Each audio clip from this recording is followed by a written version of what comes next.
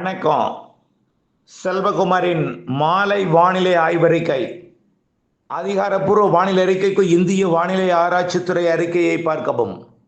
2026 பிப்ரவரி 12 வியாழக்கிழமை மாலை வானிலை ஆய்வறிக்கை. இலங்கைக்கு தெற்கே வந்தமைந்து இருக்கக்கூடிய காற்று சுழற்சி, அதாவது நிலநடுக்கோட்டு இந்திய பெருங்கடலில் நீடிக்கக்கூடிய காற்று சுழற்சி கிழக்கு காற்றை இலங்கையில் முழுமையாக ஏற்றுகிறது. தமிழ்நாட்டில் டெல்டா மாவட்டங்களின் கடலோர பகுதி மற்றும் தென் மாவட்டங்களின் கடலோர பகுதி சற்று உள்ளே கன்னியாகுமரி, திருநெல்வேலி, தூத்துக்குடி, ராமநாதபுரம் மாவட்டங்களுக்கு நாளை, அதாவது இன்றைக்கு நள்ளிரவில் இருந்து ஏற்ற வாய்ப்பு இருக்கிறது. அதாவது கிழக்கு காற்றும் குளிர்காற்றும் இணைந்து இன்று நள்ளிரவுக்கு பிறகு நாளை அதிகாலை, காலை, நாளை மதியம் வரைக்கும் டெல்டாவின் கடலோரம் நாகப்பட்டினம், காரைக்கால், மயிலாடுதுறை, அதை விட மயிலாடுதுறை கூட தூறல் தான் இருக்கும். காரைக்கால் நனைக்கலாம். நாகப்பட்டினம் மாவட்டத்தோட வேதாரண்யம் பகுதி லேசான மழைக்கு வாய்ப்பு இருக்கு. நனைக்கிறதுக்கு உறுதியான வாய்ப்பு இருக்கு. கண்டிப்பா தூறல் இருக்கும். நள்ளிரவு நாளை அதிகாலை, அதாவது இன்றைக்கு வியாழக்கிழமை நள்ளிரவு, நாளை வெள்ளிக்கிழமை பிப்ரவரி 13 அதிகாலை, காலை நேரங்கள்ல திருவாரூர் மற்றும் தஞ்சாவூர் மாவட்டத்திலையும் கருமேகம் சூழ்ந்து மிரட்டும். சென்னை உள்ளிட்ட வடகடலோரம் நுழைவது குளிர்காற்று, உயரழுத்த காற்றுன்னு சொல்லலாம். அதாவது உயரழுத்த காற்றும் மியான்மர் வழியாக வரக்கூடிய குளிர்காற்றும், மியான்மரிலிருந்து வரக்கூடிய குளிர்காற்றும் நுழைகிறது. அதனால அங்கே குளிர் தான், மேகமூட்டம் கிடையாது, குளிர் வானிலை நிலவும். டெல்டாவிலும் மயிலாடுதுறைக்கும் நாகப்பட்டினத்தின் வடக்கு பகுதி, காரைக்கால் பகுதி, திருவாரூர் வடக்கு, தஞ்சாவூர் வடக்கெல்லாம் குளிர் தான். நாகப்பட்டினம் மாவட்டம் தெற்கு பகுதி, கடலோர பகுதி, திருவாரூரோட தெற்கு ஓரம், அதே போல தஞ்சாவூர் மாவட்டத்தோட இந்த பேராவூரணி உள்ளிட்ட கடலோர பகுதிகளுக்கு தூறலாம், நினைக்கலாம். ராமநாதபுரம், அதுலேயும் குறிப்பாக ராமநாதபுரத்தோட ராமேஸ்வரம், ராமநாதபுரம் தெற்கு கடலோரம், தூத்துக்குடி, தூத்துக்குடியில் உள்ளே வரைக்கும், கோவில்பட்டி வரைக்கும் கூட, திருநெல்வேலி, பாளையங்கோட்டை வரைக்கும் கூட, திருநெல்வேலி மாவட்டத்தில், அது ஒட்டுமொத்த தூத்துக்குடி மாவட்டம், ராமநாதபுரம் மாவட்டத்தின் கடலோர பகுதி, திருநெல்வேலி மாவட்டத்தோட பகுதிகள், தென்காசி மாவட்டத்தோட கொஞ்சம் கிழக்கே கன்னியாகுமரி மாவட்டம். நாளை அதிகாலை, காலையில் லேசான மழைக்கு வாய்ப்பு ஒரு சில இடங்கள்ல. நாளை மதியம் இது விலகிடும். ஒரு 12 மணி நேரம் தான் இந்த மழை வானிலை அங்கே. அதுக்கு பிறகு விலகிடும்.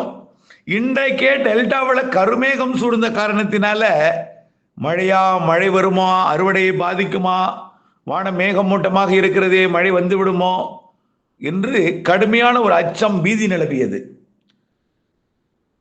ஆகவே அச்சப்பட தேவையில்லை. வந்தால் தூறல் மட்டும்தான். பொதுவாக நாளைய மறுநாள்லாம் ஃப்ரீ தான்.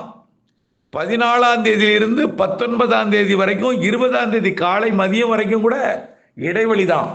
இந்த நாட்கள்ல நீங்க அறுவடை செய்யலாம்.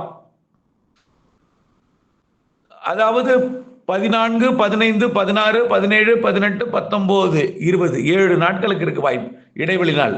இந்த நாட்கள்ல நீங்கள் அறுவடை செய்யலாம். குளிர் நிலவும். நிகழ்வு நிலநடுக்கோட்டு இந்திய பெருங்கடல்ல இருக்கும். அடுத்தடுத்த 3 நிகழ்வுகள் நிலநடுக்கோட்டு பகுதியில் வந்து ஒன்றிணையும். சுழற்சி எல்லாம் கடல்ல ஆட்டம் போட்டுக்கிட்டு இருக்கும், வட்டமடித்து கொண்டிருக்கும், மெல்ல இலங்கையை நெருங்கும். 20ஆம் தேதி இலங்கைக்கு மழைப்பொழிவை தொடக்கம். 20ஆம் தேதி மாலை இரவில் அது டெல்டா மாவட்டங்கள், வடகடலோரம்லாம் தொடங்கும். 21ஆம் தேதி அனைத்து மாவட்டங்களுக்கான மழை. 21ஆம் தேதி அனைத்து மாவட்டங்களுக்கான மழை. 22, 23, 24, 25, 26ஆம் தேதி வரை, 27 கூட இருக்கும். ஆனால் ஒரே மாதிரியாக எல்லா இடங்கள்லையும் மழை இருக்காது. காரணம், 20ஆம் தேதி காற்று சுழற்சியாக இருக்கும். அது ஒரு பரந்த வடிவத்தில் இருக்கும். அது ஒரு மாதிரியான ஒரு இரு காற்று இணைவை ஏற்படுத்தும். நிலநடுக்கோட்டு இந்திய பெருங்கடல் நீராவியையும் கொண்டு வரும். பெரும்பாலும் கடல்ல அதிகமா இருக்கும் மழை, தரையிலையும் இருக்கும். படிப்படியாக அது தீவிரமடைய தான் கிழக்கு காற்றை கூடுதலாக கொண்டு வரும். நிலநடுக்கோட்டு இந்திய பெருங்கடல் காற்றை கூடுதலாக கொண்டு வரும். புரியுதுங்களா? அடுத்தது இது வடக்கு வங்கக்கடல் பகுதியில் நீடிக்கக்கூடிய உயரழுத்தம் சுழலும் போது அதிலிருந்து வரக்கூடிய குளிர்காற்றையும் பெற்று மழைப்பொழிவை ஏற்படுத்தும். இதுல இந்த உயரழுத்தம் கொஞ்சம் சில நேரங்களில் கொஞ்சம் கூடுதல் இடங்களை ஆக்கிரமிக்கலாம். ஆக்கிரமித்தால் வடக்கு நோக்கி முன்னேறுவது அதற்கு போராட்டமாக இருக்கும். இருந்தாலும் இது தொடர்ந்து ஒரே மாதிரியான அமைப்பை பெற்றிருக்காது. ஒரு நாள் டெல்டா பெய்யும், ஒரு நாள் வடகடலோரம் மற்றும் டெல்டா மற்றும் உள்ளே ஒரு நாள் பார்த்தீங்கன்னா நன்றாக விலகியது போல் இருக்கும். மீண்டும் தீவிரமடைந்து தமிழ்நாட்டை நெருங்கும்.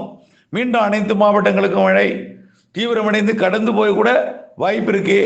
தென் மாவட்டங்கள் ஊடாக கடக்குமா, மத்திய மாவட்டங்கள் ஊடாக கடக்குமா, வடகடலோரம் வழியாக கடக்குமாங்கிறதா தொடர்ந்து ஆய்வில் இருக்கு. எது எப்படியோ 20ஆம் தேதி மாலை இரவில் இருந்து 28ஆம் தேதி வரை நிகழ்வின் அமைவு நகர்வு தீவிரம் பொறுத்து மழைப்பொழிவிட தீவிரத்தன்மை ஊருக்கு ஊர் மாறுபடும். ஆனால் மீண்டும் ஒரு மழைக்காலம் என்பதில் மாற்றமில்லை. மீண்டும் ஒரு மழைக்காலம், மழை வானிலை தான் இருந்துகிட்டே இருக்கும். தூறல் இருக்கும், சாரல் இருக்கும், லேசாக இருக்கும், மிதமாக இருக்கும், கனமாக இருக்கும், சற்று கனமாக இருக்கும், மிக கனமாக இருக்கும், கனமாக இருக்கும், எல்லாம் மாறி மாறிட்டே இருக்கும். ஒரு நாள் பார்த்தீங்கன்னா தூறலாக இருக்கும், ஒரு சில இடத்துல மழை இல்லாமல் இருக்கும், திடீர்னு அடுத்த நாள் கனமாக இருக்கும், அப்போ கொஞ்சம் பரவலாக இருக்கும், சில இடங்களில் ஒதுக்கும். எல்லாம் கலந்த வானிலையாக இருக்கும். ஆனால் குளிர்காற்று, அதாவது இதில் ஆரம்ப நிலையில குளிர்காற்று கூடுதலாக இருக்கிற காரணத்தினால மழைப்பிடிவு கொஞ்சம் பிரச்சனை கொடுக்கும், உயரழுத்த இடையூறு காரணமா.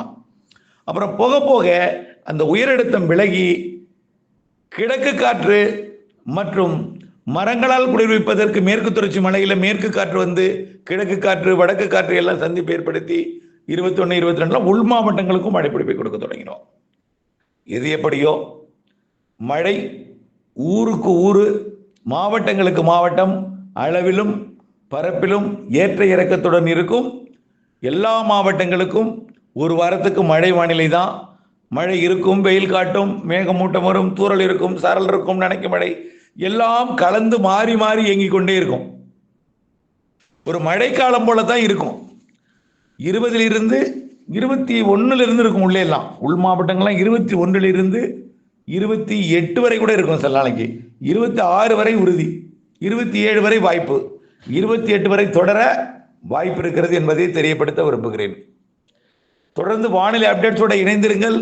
அனைத்து மாவட்டங்களுக்கான மழை 20 26 வரை உறுதி, 28 வரை கூட தொடர வாய்ப்பு இருக்கிறது. அறுவடை விவசாயிகள் முதிர்ந்த நெல் தானியங்களை 19ஆம் தேதிக்குள் அறுவடை செய்யணும். முதிராவிட்டால் கவலைப்படாதீங்க. அதே போல நாளை நனைக்கும் மழை, தூறல் மழை, டெல்டா கடலோரம் தென் மாவட்டங்களுக்கு லேசான மழை கூட இருக்கு. அந்த மழை பொழிவு நாளை மதியத்தோடு நிறைவடைஞ்சிடும். அதுக்கு பிறகு இருக்கக்கூடிய ஒரு வார இடைவெளியை பயன்படுத்தி அறுவடை செய்யுங்க. அந்த நாள்லையும் 20ஆம் தேதிக்குள்ளேயும் உங்களுக்கு முதிரைனா கவலைப்படாதீங்க. மார்ச் 1 6ஆம் தேதி வரை இடைவெளி இருக்கு, அதில் அறுவடை செய்யலாம். புரியுதுங்களா? அது அச்சமோ பீதியோ கொள்ள தேவையில்லை. இருந்தாலும் முதிர்ந்த நெல் தானியங்களை வைத்து கொண்டிருக்க வேண்டாம். ஆகவே மழை இருக்கிறது என்பதை அறிந்து புரிந்து உணர்ந்து அறுவடை பணியை மேற்கொள்ள வேண்டும். வானிலை ஆய்வரை கூட இணைந்திருந்து திட்டமிட்ட பணி செய்து லாபம் அடைந்து அன்போடு கேட்டுக்கொள்கிறேன். நன்றி.